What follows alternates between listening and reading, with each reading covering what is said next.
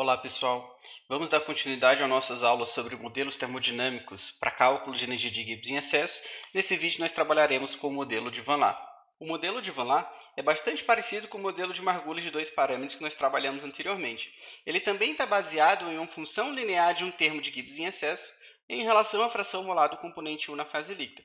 Sendo que aqui, o que vai ser linear seria a razão x1, x2, RT por GE. Tá bom? Quando a gente coloca aqui x2 igual a 1 menos x1, nesse termo entre parênteses, a gente fica com 2x1 menos 1, e aí fica mais fácil de visualizar que nós estamos trabalhando com uma reta. Isso aqui seria o y da reta, e o valor de x1 seria a variável independente. Se a gente pegar o livro do Smith e Van Ness, ele não apresenta o modelo de Van Laar exatamente sob esse equacionamento. Na verdade, é um equacionamento ligeiramente diferente, mas no final das contas nós estamos trabalhando com o mesmo modelo. Quando a gente compara termo a termo dessas duas equações, a gente consegue demonstrar que a linha mais b' seria 1 sobre a linha 2, 1. Ou seja, eu relaciono os parâmetros do modelo sob esse equacionamento com os parâmetros do modelo sob o equacionamento da direita, tá bom, pessoal? Toda a física do modelo do Van Laar está incorporada nos valores desses dois parâmetros, ou seja, a tentativa que o modelo tem para representar a complexidade intermolecular na fase líquida, no final das contas vai ficar embutida nos valores de a' 2 e a' 1. Se a gente elevar os dois lados dessa equação aqui a menos 1, a gente obtém uma expressão para calcular GE por x1, x2, RT. E a gente vê que não é exatamente a mesma coisa do modelo de Margulis, porque isso aqui não é uma função linear de x1. Quando a gente passa esse termo de x1, x2 multiplicando aqui dos dois lados, e a gente multiplica a equação nos dois lados pelo número de mols total dos componentes na fase líquida, nós conseguimos uma expressão para NGE por RT, que é bastante peculiar e útil aqui para a gente, porque a gente lembra que os LNs de gama dos dois componentes na fase líquida, na verdade, são propriedades parciais dessa razão NGE por RT. Então, no final das contas, a gente está interessado em equações para os LNs de gama, porque elas vão ser úteis na realização de cálculo de equilíbrio líquido-vapor, utilizando a lei de Raul modificada, tá bom? Então, nosso objetivo aqui é muito parecido com o do vídeo do modelo de Margulis. Nós queremos, a partir de um conjunto de dados de equilíbrio líquido-vapor, descobrir quais são os valores dos parâmetros do modelo que melhor representam esse conjunto de dados. O sistema que nós vamos trabalhar é exatamente o mesmo do vídeo do modelo de Margulis. Nós estamos falando aqui de metilmetilcetona e tolueno na temperatura de 50 graus Celsius. Nós temos, portanto, valores de pressão de equilíbrio, composição da fase líquida e composição da fase vapor. Se o nosso objetivo é obter os parâmetros de Van Laar que melhor se adequam a esse conjunto de dados, e no caso nós vamos trabalhar com a regressão linear desse termo aqui em relação à fração molar do componente 1 na fase líquida, nós ainda não temos que essa tabela de dados experimentais está pronta para a gente realizar a nossa regressão. Nós vamos proceder da mesma forma que nós fizemos no vídeo anterior. Inicialmente, nós calculamos os coeficientes de atividade em todas as condições de composição aqui dos dados experimentais e, posteriormente, nós calculamos aqui os termos de Gibbs em excesso, sendo que o que nos interessa mais seria essa última coluna, tá bom? Então, lembrando o que a gente já viu lá no vídeo do modelo de Margulis, os valores dos coeficientes de atividades, eles podem ser calculados pela lei de Raul modificada. E isso porque os dados experimentais aqui eles estão em baixas pressões. Uma vez que a gente tem os valores dos gamas, a gente consegue os valores de GE por RT pela relação de soma, depois a gente consegue o GE por x1, x2, RT, e a gente consegue elevar a menos 1 para obter a grandeza que a gente precisa na hora da regressão. Calculando aqui os valores de gama do componente 1, nós teríamos y1 vezes a pressão do sistema, que divide x1 vezes o P1sat, que eu vou fixar aqui para não ter problema na hora de arrastar. Portanto, a gente só não consegue calcular o valor do gama 1 na primeira condição, porque a gente tem uma indeterminação experimental olhando aqui para a fórmula, tanto y1 quanto x1 são iguais a zero. Então, a gente coloca um traço aqui, nós não podemos afirmar que o gama 1 vai ser igual a zero nessa condição inicial. Na verdade, como a gente já discutiu anteriormente, isso seria o gama do componente 1 no limite de diluição infinita. Para o componente 2, é a mesma ideia, y2 vezes P dividido por x2 vezes o P2sat. Agora, no último ponto, nós não temos condições de calcular, seria o gama 2 em diluição infinita. Então, se a gente tira os LNs aqui dos dois componentes, nós teríamos exatamente esses valores que eu trago aqui para vocês. No primeiro e no último ponto, não tem o que fazer, a gente coloca o traço. Portanto, nós estamos aptos a calcular valores de GE por RT, utilizando a relação de soma. Então, seria x1 ln gama 1 mais x2 ln gama 2. Arrastando aqui, pessoal, a gente precisa colocar mais casas decimais, porque nessas condições intermediárias, na verdade, o valor não é igual a zero. Mas lembrem-se, do nosso estudo de propriedades em excesso, nós podemos afirmar que o GE por RT seria igual a zero nessas duas condições aqui de pureza, tá bom? Então, quem que seria o GE por x1, x2, RT? Eu divido isso aqui pelo produto x1, x2 em cada condição de composição. Colocando aqui de novo mais casas decimais, nós não podemos agora dizer que isso aqui é igual a zero, que isso aqui é igual a zero, porque quando a gente olha para a conta, tanto o GE quanto o x1 é zero aqui, e aqui o GE e o x2 seriam zero. Então, a gente coloca um traço. Não dá para calcular também o inverso nessa primeira e nessa última condição. Agora, nas outras condições, eu simplesmente poderia levar isso aqui a menos 1. Portanto, nós temos aqui os valores da grandeza que nós precisamos para o nosso ajuste de Von A. Então, quando a gente plota um gráfico de x1, x2, RT sobre GE em relação à fração molar do componente 1, a gente obtém justamente esse comportamento que, de fato, se parece com uma reta. A gente consegue visualizar isso aqui. Como é que a gente descobre a equação dessa reta? Fazendo uma regressão. Então, a gente vem aqui no botão direito, adiciona uma linha de tendência, nós estamos trabalhando com uma reta, e o que nos interessa seria a equação dessa reta, que é justamente daqui que vão sair os parâmetros do modelo de Von A. O R2 aqui, que tem um valor máximo de 1, assumiu 0,9933, já dando um indício aqui para a gente da qualidade do ajuste que foi efetuado. Quando a gente volta para a nossa equação do modelo, nós já temos imediatamente o valor do parâmetro B'. Vocês podem ver que isso aqui seria duas vezes o B'. Portanto, o B' seria 2,2191, que divide 2. Eu posso dizer que isso aqui é o valor do parâmetro A'? Não, isso seria a diferença A' menos B'. Portanto, o nosso valor desse segundo parâmetro seria isso aqui, mais 2,4334. Se a gente traz para a notação do livro do Smith e Van Ness, que é a forma como a gente vai trabalhar aqui, nós estamos interessados, na verdade, são nesses dois parâmetros aqui.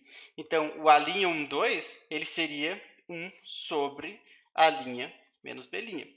E o A', 2, 1 seria 1 sobre A' mais B'. Portanto, esses são os parâmetros do modelo de Von Laue que a gente vai trabalhar, tá bom, pessoal? E qual que é a importância de a gente ter esses parâmetros? Agora nós temos condições de calcular as propriedades da fase líquida utilizando o equacionamento completo do modelo.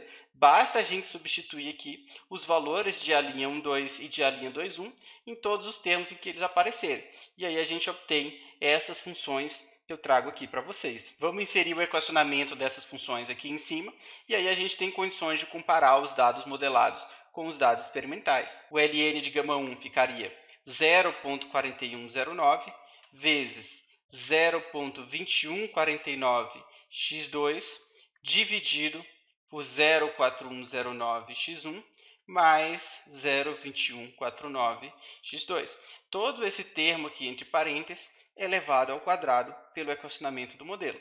E aí a gente precisa fixar esses parâmetros do modelo para a gente não ter problema na hora de arrastar a fórmula.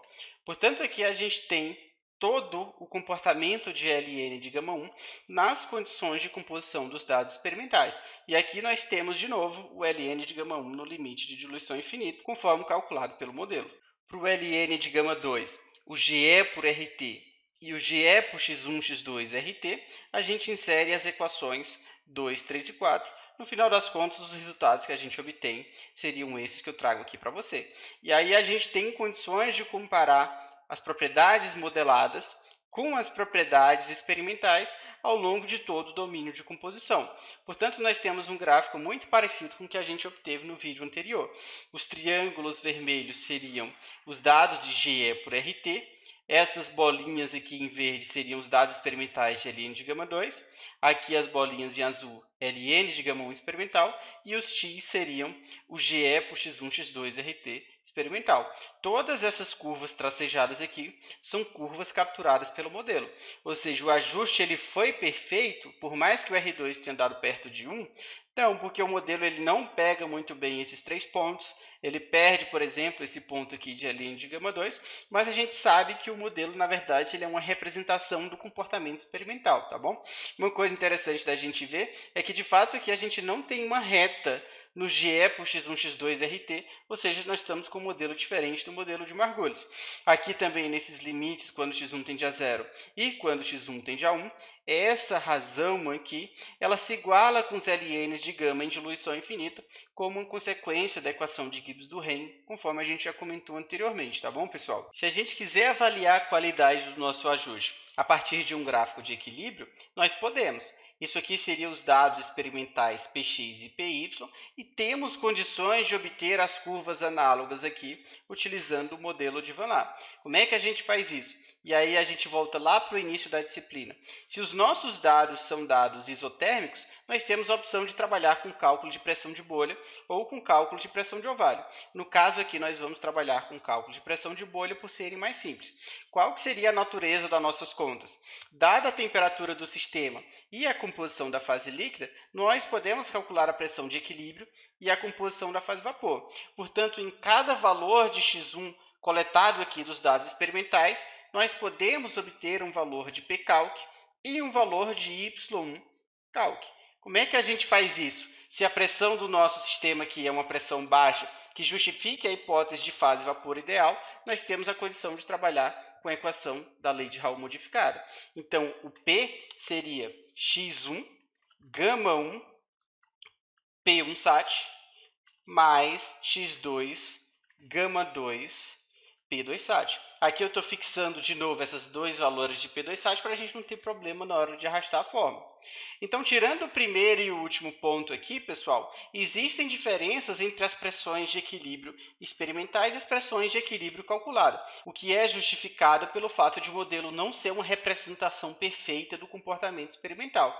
Quando a gente olha para esses primeiros e para o último ponto, por que deu igual aí os valores das pressões? Porque se a gente volta na lei de Raoult modificada, a gente teria x1, gama1, P1 sat, mais x2, gama2, P2 sat. Por exemplo, se x1 igual a 0, tudo isso aqui vai ser igual a 0.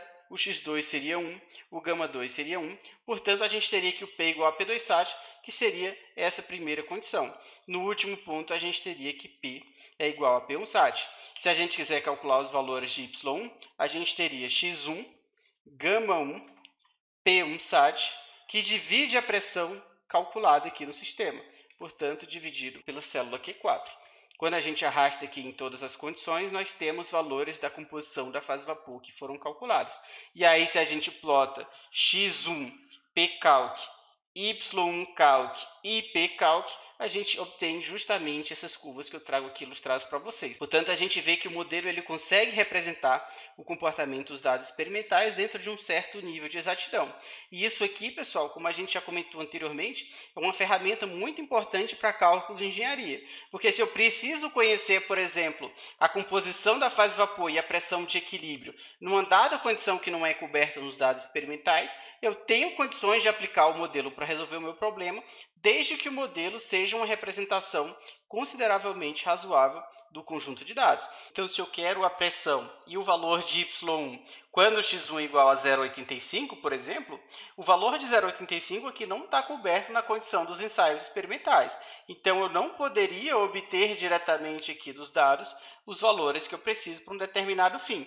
Eu nem poderia fazer uma interpolação desses conjuntos de dados, considerando aqui o x1 e o p, tá, pessoal? Porque isso seria fisicamente inconsistente com o que a gente está trabalhando aqui. Se a gente faz uma interpolação linear, a gente está considerando que a fase líquida é ideal, portanto, a gente estaria trabalhando com a lei de Raoult, sendo que no caso aqui a gente está trabalhando com a lei de Raoult modificada, tá bom?